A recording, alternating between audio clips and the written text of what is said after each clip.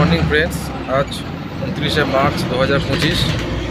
আজকে আমরা বেরোলাম আবার একটা ট্যুরের অর্গানাইজ করার জন্য, যে ট্যুরস অ্যান্ড ট্রাভেলসের পক্ষ থেকে।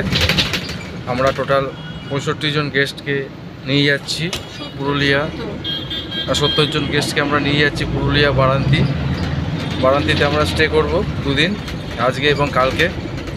বারান্তীর যে সমস্ত সাইট সিনগুলো আছে সেগুলো আমরা সব দেখব, প্লাস অযোধ্যারও কিছু সাইট সিন আমরা দেখব। তো এখন আমরা যাচ্ছি শিয়ালদা স্টেশন। ওখান থেকে আমাদের সব গেস্টরা বাসে উঠবে। আমাদের 3টে এসি 32 সিটারের বাস নেওয়া হয়েছে। তো টোটাল 70 জন যাবে। তো আমরা যাত্রা অলরেডি শুরু করেছি। এখন আমরা শিয়ালদা স্টেশনে যাচ্ছি। ওখান থেকে সব প্যাসেঞ্জাররা উঠবে, মানে আমাদের গেস্টরা উঠবে। তো চলুন, ব্লগটা আমরা ধাপে ধাপে আপনাদের দেখাবো। প্রথমে আমরা যাওয়ার সময় সকালে ব্রেকফাস্টটা আমরা শক্তি করে সারবো, তো সে সময় আপনাদের আমি দেখাবো। তো চলুন তাহলে ব্লগটা শুরু করছি। এখন আমরা চলেছি ডানকুনি ছাড়িয়ে আমাদের বাস চলেছে সিঙ্গুরের দিকে, এবং সেখান থেকে আমরা বর্ধমান যে ন্যাশনাল হাইওয়ে আছে NH-19 সেটা ধরবো। তো আমাদের ফার্স্ট যেখানে আমরা স্টপেজ দেবো গাড়ি বাসের, সেটা হচ্ছে কি শক্তিগড়। ওইখানে আমাদের সকালে ব্রেকফাস্ট খাওয়ানোর কথা আছে।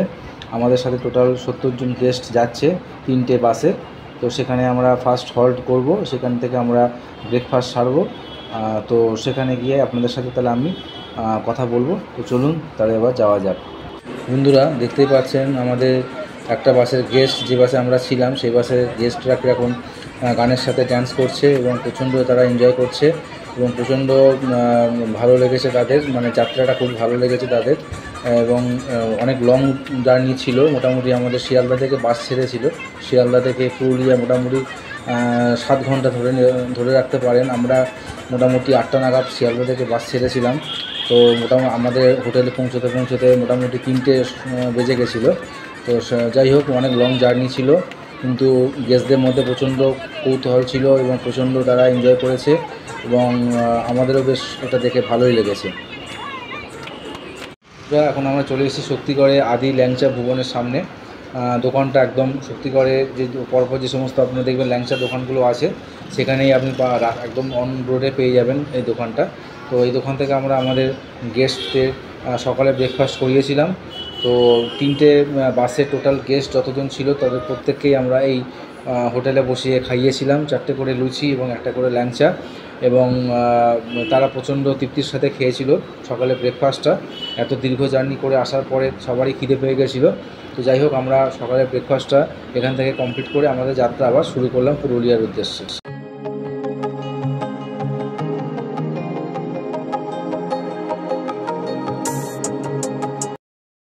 এখন আমরা আমাদের রিসর্টে চলে এসেছি। আমাদের রিসর্টটির নাম ছিল গ্রিন পার্ক রিসর্ট। এই রিসর্টটি হচ্ছে বারান্তি যে লেক আছে সেই লেকের থেকে হেঁটে 6 থেকে 7 মিনিট, একদমই লেকের পাশে বলতে পারেন।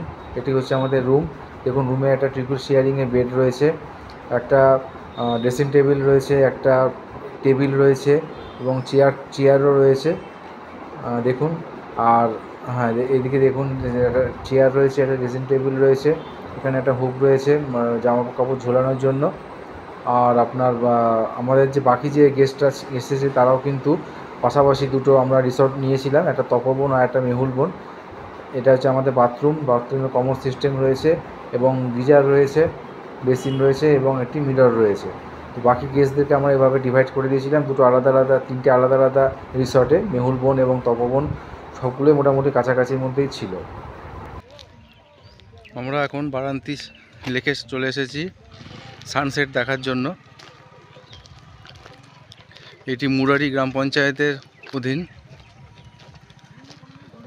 এখন আমরা যাচ্ছি, এটা এই যে ড্যামটা রয়েছে তার উপরে একটা এরকম ব্রিজ টাইপের করা আছে, ব্রিজ দিয়ে হেঁটে হেঁটে যাচ্ছি আমরা।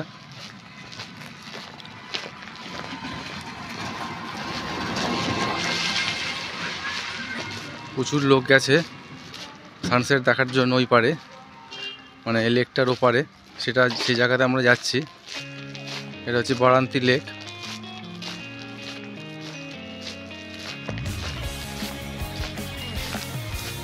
আমরা যে রিসর্টটা নিয়েছি সেই রিসর্টটাই বারান্তি লেকের থেকে হেঁটে 1 মিনিট।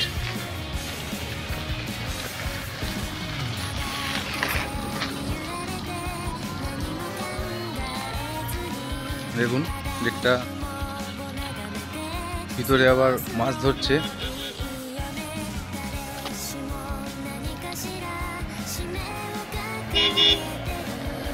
বন্ধুরা, দুপুরে লাঞ্চ করে আমরা শুয়ে পড়েছিলাম।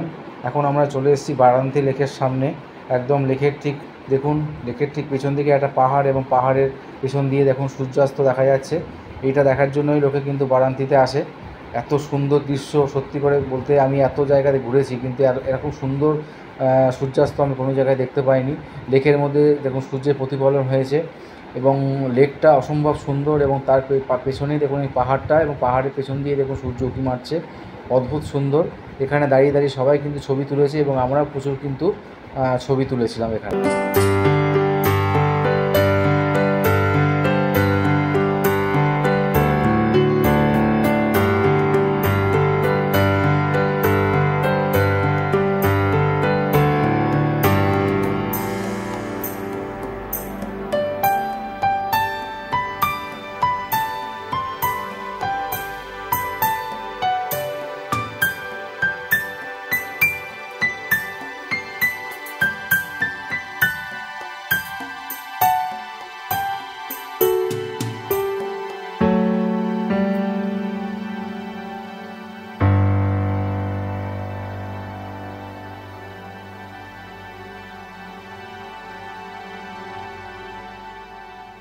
গুড মর্নিং বন্ধুরা, আজকে আমাদের ট্যুরের দ্বিতীয় দিন। আমরা আমাদের রিসর্টটা দেখাচ্ছি আপনাদের ঘুরিয়ে। দেখুন সামনে দুটো বিল্ডিং, এই বিল্ডিংয়ের উপরে এবং নিচে মিলিয়ে দুটো করে 4টে রুম রয়েছে, এবং ওদিকে দেখুন সামনেও একটা বিল্ডিং আছে, ওখানে ওপর এবং নিচ মিলিয়ে এরকম 4-5টা রুম রয়েছে। বাগান করা, দেখুন ভিতরে বাগান করা আছে এবং প্রচুর ফুল এখানে ফোটানো আছে, সুন্দর লাগছিল দেখতে। ভিতরে দোলনা করা আছে, বাচ্চারা চাইলে দোলনায় উঠতে পারে। এবং ওদিকে দোলনার পাশেই কিন্তু ওদের কিচেনটা ছিল, কিচেন প্লাস ডাইনিং ছিল, ওখানে আমরা খাওয়া দাওয়া খেয়েছিলাম। আর মোটামুটি 24টা মতন রুম রয়েছে এই রিসর্টটার মধ্যে। আমাদের মোটামুটি 24-25 জন যে গেস্ট আমরা এই হোটেলেই ছিলাম। আর বাকি গেস্টদের তো আমরা আগেই বলেছি, মেহুল বন এবং তপবনে আমরা শিফট করে দিয়েছিলাম। বন্ধুরা, আজকে দ্বিতীয় দিনে আমরা চলেছি অযোধ্যা সার্কিটের উদ্দেশ্যে। আমাদের বারান্তি থেকে অযোধ্যা যেতে সময় লেগেছিল প্রায় মোটামুটি 4 ঘন্টা ধরে রাখুন, 3.5 থেকে 4 ঘন্টা। 117 কিলোমিটার যেতে এবং 117 কিলোমিটার আসতে, বুঝতেই পারছেন কতটা হ্যাট্রিক জার্নি ছিল। তারপরে আবার সাইট সিন ছিল প্রচুর, যেমন upper dam, lower dam, marble lake, তারপরে চরিতা বা মুখোশ গ্রাম, দুর্গা ফলস, বামনি ফলস, এগুলো সব ছিল আমাদের সাইট সিনের মধ্যে। কিন্তু আমি এই সাইট সিনগুলো এই ভিডিওর মধ্যে ইনক্লুড করলাম না, তার কারণ আমি পুরুলিয়ার উপরে আগে একটা ব্লগ করেছিলাম, সেখানে আমি সেগুলো সব ডিটেলস আমি দেখিয়েছি। তো আমি এই ভিডিওর ডেসক্রিপশানে সেই ব্লগের আপনার লিঙ্কটাকে শেয়ার করে দেবো, আপনারা যদি চান সেটা দেখে নিতে পারেন।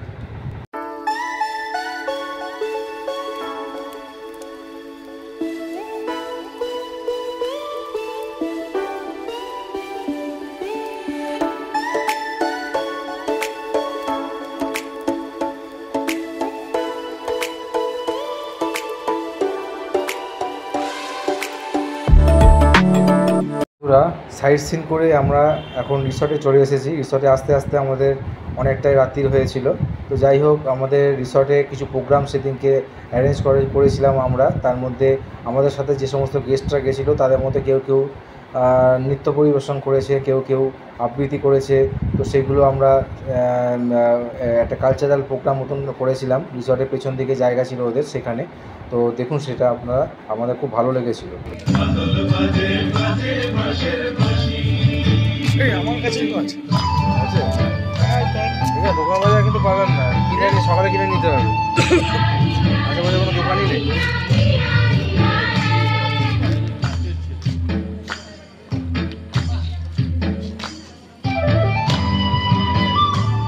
ভাবছি সকালবেলা চা দেবে তো, রুম সার্ভিস রুম সার্ভিস দেবে তো? রুম সার্ভিস আছে তো? আমার বলে দেবে, সকালবেলা চাটা খুব দরকার। আমার বলে দেবে।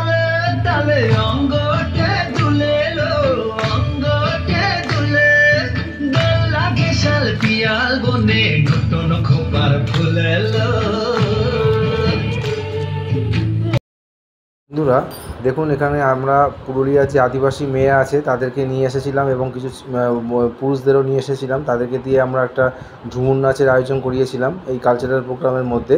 কিন্তু ছৌ নাচটা হওয়ার কথা ছিল, কিন্তু ছৌ নাচটা সময়ের অভাবের জন্য আমরা করতে পারলাম না, কারণ অনেকটা রাত্রি হয়ে গেছিলো। তো যাই হোক, আমরা এই ঝুমুর নাচটা করিয়েছিলাম। তো এবং আমাদের সাথে যে গেস্টরা গেছিলো তারাও নিজেরাও অনেক কালচারাল প্রোগ্রামে পার্টিসিপেট করেছিল। সব মিলিয়ে মোটামুটি প্রোগ্রামটা ভালোই হয়েছিল।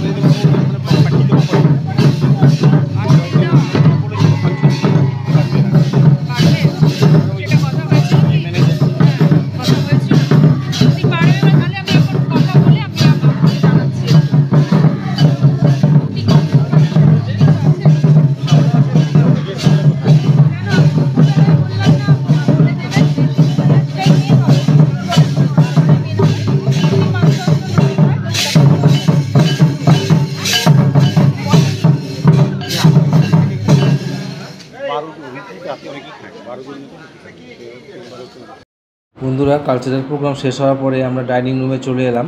ডাইনিং রুমে রাতের ডিনারে ছিল চিকেন, ডাল, ভাত, সবজি এবং মিষ্টি। খাবার খুব ভালো হয়েছিল। বন্ধুরা, আজকে আমাদের পুরুলিয়া ট্যুরের তৃতীয় দিন বা শেষ দিন বলতে পারেন। এখন সকাল সকাল আমরা একদম চেক আউট করে হোটেল বেরিয়ে গেছি বাসে করে। আমাদের হোটেল থেকে মোটামুটি 10 থেকে 12 কিলোমিটারের দূরত্বে এই গড়পঞ্চকোট মন্দিরটি। এটি নেতুরিয়া ব্লকের মধ্যে অবস্থিত একটি ঐতিহাসিক স্থান। পুরুলিয়া শহর থেকে প্রায় 60 কিলোমিটার দূরে এটি অবস্থিত। 1600 খ্রিস্টাব্দে পঞ্চকোট রাজাদের দ্বারা নির্মিত কয়েকটি দুর্গের এখানে আপনারা ধ্বংসাবশেষ দেখতে পাবেন। এবং এই যে মন্দিরটি আপনারা দেখছেন, এই মন্দিরটির মধ্যে রাধাকৃষ্ণের একটি মূর্তি রয়েছে। অনেকেই যাচ্ছেন এখানে পুজো দেওয়ারও সিস্টেম রয়েছে। আমরা প্রায় সবাই এখানে ভিজিট করলাম এই মন্দিরটি, এবং মন্দিরটি চারদিকে কিন্তু পাহাড় দিয়ে ঘেরা, এবং এই পাহাড়টাকে গড়পঞ্চকোট পাহাড় বলা হয়ে থাকে। তো মন্দিরটি বেশ সুন্দর। এটা কিন্তু খুব বড় একটা সাইট সিন বলতে পারেন আপনারা। বন্ধুরা, আমরা গড়পঞ্চকোট মন্দির থেকে চলে এলাম পাঞ্চেত ড্যামের দিকে। পাঞ্চেত ড্যামের উপরে এরকম একটা সুন্দর ব্রিজ করা আছে। তো ব্রিজের উপর দিয়ে আপনারা গাড়িতে বসেই আমরা এই উপভোগ করলাম, পাঞ্চেত ড্যামটা উপভোগ করলাম। এটি অ্যাকচুয়ালি ধানবাদ ডিস্ট্রিক্টের মধ্যে পড়ে যাচ্ছে এবং এটা তৈরি হয়েছিল 1959 সালে। পাঞ্চেত ড্যামটি জিটি রোড থেকে প্রায় 9 কিলোমিটার দূরে এবং আসানসোল থেকে 20 কিলোমিটার দূরে, আর কলকাতা থেকে দূরত্ব প্রায় 240 কিলোমিটার। এবং এই যে ব্রিজটা রয়েছে, এই ব্রিজটার এক পাশটা আমাদের ওয়েস্ট বেঙ্গলের মধ্যে পড়ছে, আরেক পাশটা কিন্তু ঝাড়খণ্ডের মধ্যে পড়ছে। এবং সুন্দর এই ড্যামটা দেখলাম। আসলে পুরুলিয়াতে আপনারা প্রচুর ড্যাম দেখতে পাবেন, প্রত্যেকটাই কিন্তু খুব সুন্দর এবং প্রত্যেকটাই বেশ সুন্দর দৃশ্যমান। খুব ভালো লাগলো দেখতে।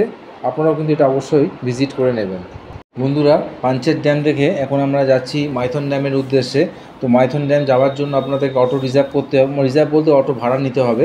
এখানে আপনি যে অটোতে করে যাবেন, ওই পুরো ড্যামটা আপনাকে ড্যামের শেষ অবধি নিয়ে যাবে, আবার সেই অটোতে করে আপনারা ফিরে আসবেন।